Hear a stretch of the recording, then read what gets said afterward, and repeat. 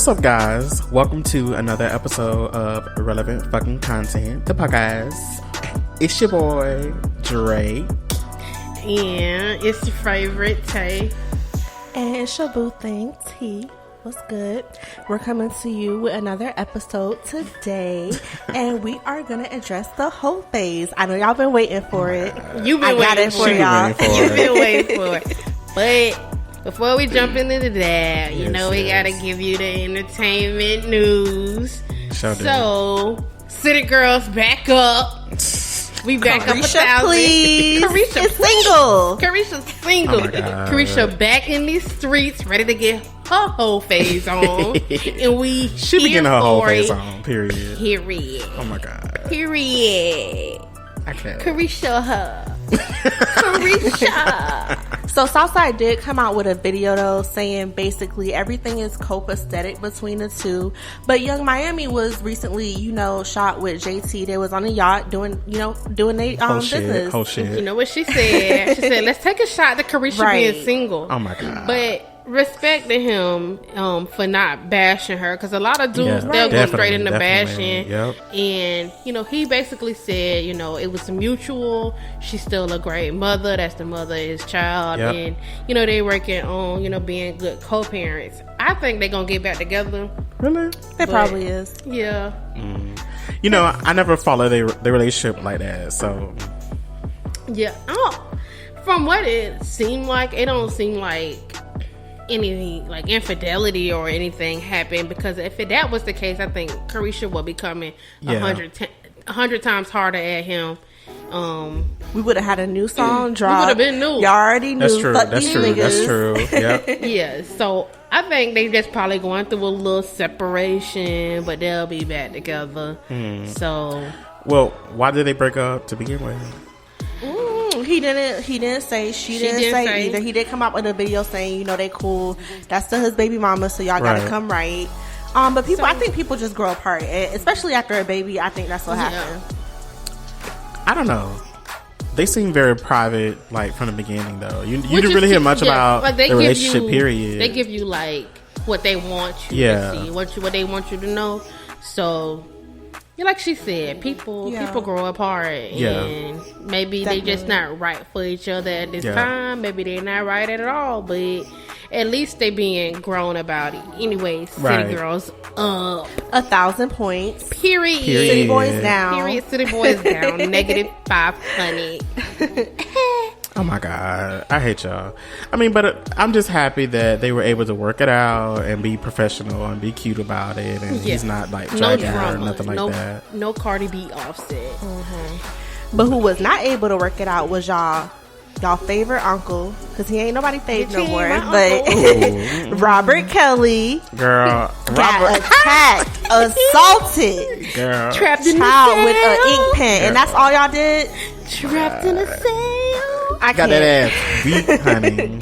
Then requested to be released. I'm hollering because he got his little ass tore up. But what they did, but that's the second time he got he requested to release, because the first time was like, he was scared of COVID or something, and denied. Request denied. No little girls for you. He wouldn't let them girls out. Meeting them at McDonald's after they got out of school, you're nasty. Wait, what? Yes, you didn't hear about that? Girls at McDonald's. You lying? You didn't watch Surviving R. Kelly? No, bitch. You need to go watch Surviving R. Kelly. I was just survive. He looked like he was surviving Gayle King. 5 versions: BET, Lifetime. I think it's a Netflix original. It's on Netflix now. They be coming for that man. I did not know he was doing that. You better go watch it. You better That's go so watch crazy. it. You better listen. When I tell you them girls are spilling the tea, I'm screaming. Spilling the tea. And it's the aunties for me that still be throwing the panties on the stage, knowing that man is nasty as fuck. He nasty. He can make some music though. That he can. He can sing a little separate the artists from trapped in the jail. He up in that cell. They giving him hell and chasing his booty. Bend it over. Bending over, touch your toes. Touch your toes. Right. And his attorney keeps coming and saying, you know, they can't keep him in jail while they waiting for trial because they can't, you know, ensure his safety.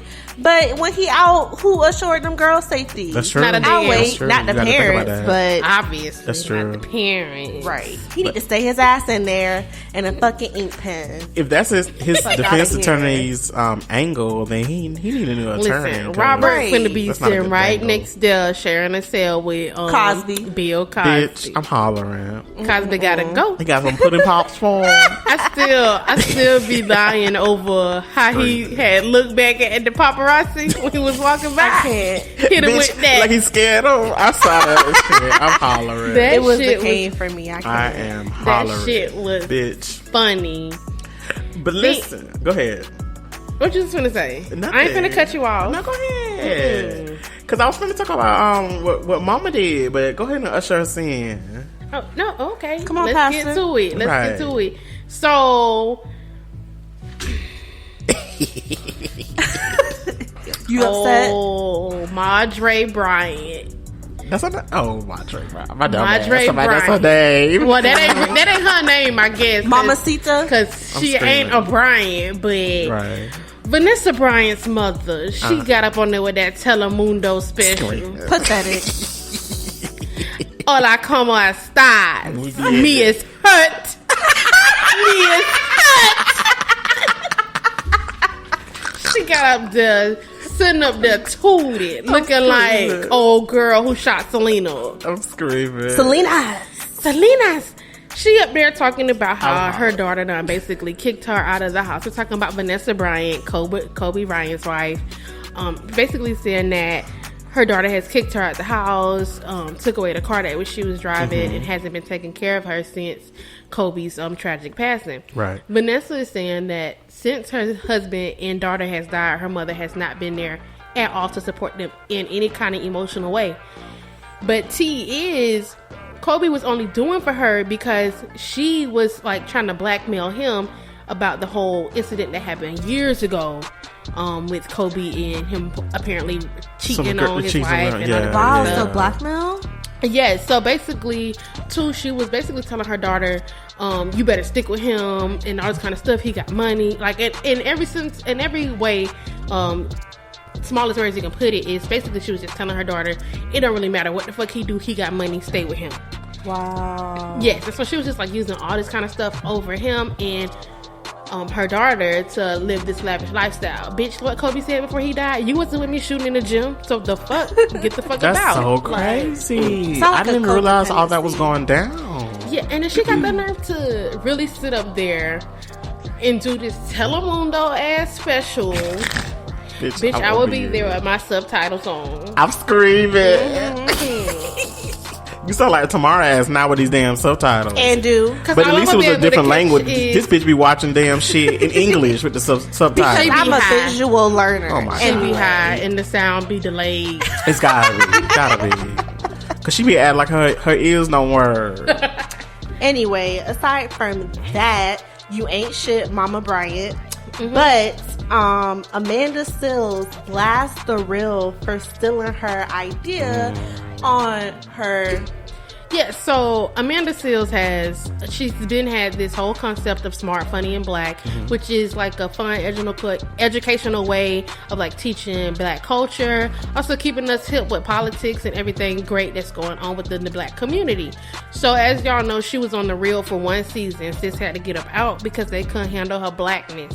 She's on The Real for one season, and they have the nerve to have this whole segment called Black Lives Matter University, and the logos, if you see them side by side, are very similar. They share very strong similarities. So I'm just trying to figure out, if she was too Black for y'all show, why y'all using her concept? Right. She basically read them for filth on Instagram. As she should have. And gave them a whole essay up and down the Instagram page. As she should have. And Lonnie ass sitting up there looking like, I don't know what the fuck. Like, who did it and why. Girl. I just can't. I don't know. She always crying. Girl, I never fuck with The Real after Tamara left. Right. I wasn't even fucking with them. So. They have a lot of shit going on that show. I don't know how they still on the air, but that's beside. Imitation is definitely the best form of flattering, right? And that's clearly what it is. I would sue them. It'll be the real Amanda after me. Copyright infringement and sexual property. And should. But even when she left the real, she basically was saying how they have this show with 4 minority women, but it's ran by a white woman behind the scenes. That's so crazy. So how do you have this show that's supposed to be highlighting women of color and all this stuff, but it's ran by a white woman who doesn't really know, like, any cultural things about us. So it's on Fox, so there's that. But shout out to Amanda Seales and shout out to Smart, Funny, and Black, and fuck whatever the real got going on. And that's usually how it is at the top. Like, you have more so the white people at the top who are calling the shots executively, and then, you know, basically you're doing inclusion and diversity, but it's catered towards white people. Exactly. And that came out, I don't know if y'all seen the CEO of Wells Fargo said that there is a limited pool of black people to choose from with recruiting, screening, and selection. Yes, it did. And, you know, I even, because y'all know I do quality assurance, and there were times just years ago that I could never get a job with Wells Fargo. Like, I applied like at least 3 or 4 times for the same position, sometimes higher or more, depending on, but around the same position. And my resume would match to the T, like literally match to the T, sometimes even more than their qualifications were requesting. And I will always deny. And I saw on Facebook today that this girl had posted and said, I applied for Wells Fargo 3 times and got denied. She said, I applied a 4th time for the same position, and instead of this time putting that I was white, putting that I was black, I put that I was white, and she got called in 48 hours. I was gonna say you might have fit all the qualifications, but you were missing that one hidden, very small print qualification that says must be white.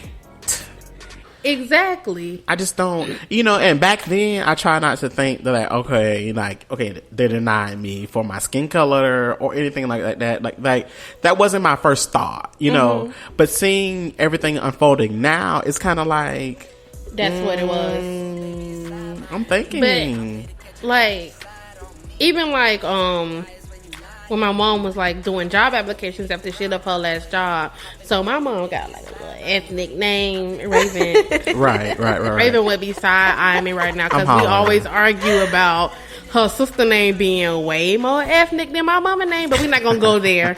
Anyways, my mama do got a little ethnic name, so she be having to drop half of her name. She'll just put Ann instead of, that's so crazy. Antoinette, and she'll put Ann, and she would get, you know, a lot of phone calls back. And then when they meet her, she's so well spoken. Like, my mom is not a dumb woman. She's literally probably one of the smartest women I know. And that's not because she's my mom. I'm saying that. But she's super well spoken, super professional, like all the qualifications you could want. Right. But just by reading her name, you would write her off. That's so crazy. So it's very crazy how they have that much control. It's like just that little bit of a thing. That's why we need more black people in management positions. Yes, definitely higher positions.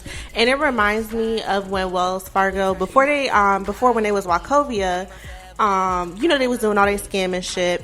One thing it reminds me of is they weren't basically giving mortgages to black people. Yeah. And I'm not going to say where I work at, but anytime I've tried to refer anyone, basically I found out that there is a quota of black people, black men specifically, almost every company. With the equal employer opportunity that they have to meet. And, you know, basically, if they've already met their quota, you out. Basically. They throw out your application.